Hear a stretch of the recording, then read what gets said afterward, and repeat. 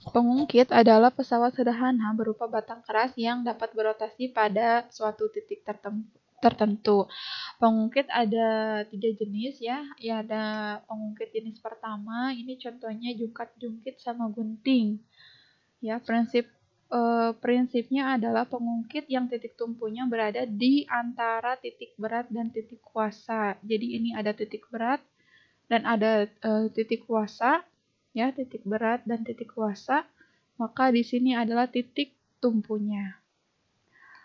Kemudian yang kedua, jenis pengungkit kedua ini jika titik beratnya berada di antara titik tumpu dan titik kuasa. Contohnya seperti gerobak dorong, pembuka botol, dan pemecah kemiri dan sebagainya. Jadi ini adalah contoh pengungkit jenis kedua. Yang terakhir, jenis pengungkit ketiga. Jenis pengungkit ini memiliki titik kuasa di antara titik beban dan titik tumpuknya.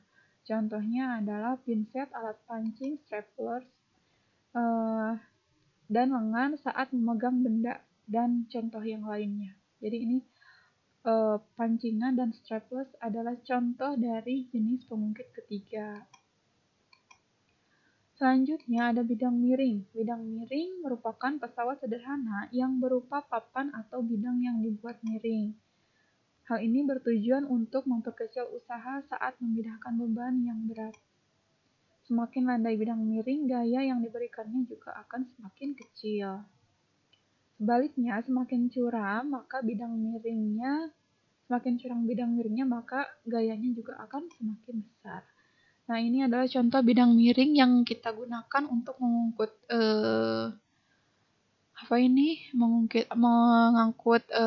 kayu ya, batang-batang kayu. Jadi menggunakan bidang miring agar usaha yang kita lakukan itu tidak terlalu besar. Maka dibantu dengan bidang miring. Selanjutnya ada katrol. Katrol itu merupakan pesawat sederhana yang berupa roda beralur yang dikelilingi oleh tali. Prinsip kerja katrol adalah mengubah arah kerja gaya yang sehingga beban bisa terangkat dengan mudah. Nah, ini contoh-contoh jenis katrol. Ada katrol tetap. Ini jenis katrolnya itu satu tali mengangkut beban dan satu lagi ini digunakan untuk mengangkat beban. Jadi kedua talinya itu mengarah ke bawah.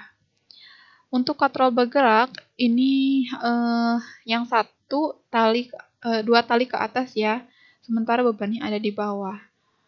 Ini juga untuk katrol majemuk itu jenis ininya banyak ya. Talinya itu tersangkut satu sama lain dengan 3 lingkaran ya. Oke, itu jenis-jenis katrol. Nah, itu mungkin penjelasan video kali ini. Ya, semoga bermanfaat. Silahkan disimak lagi videonya, diputar lagi jika belum mengerti, dan silahkan membaca referensi lain ya. Terima kasih atas perhatiannya. Wassalamualaikum warahmatullahi wabarakatuh.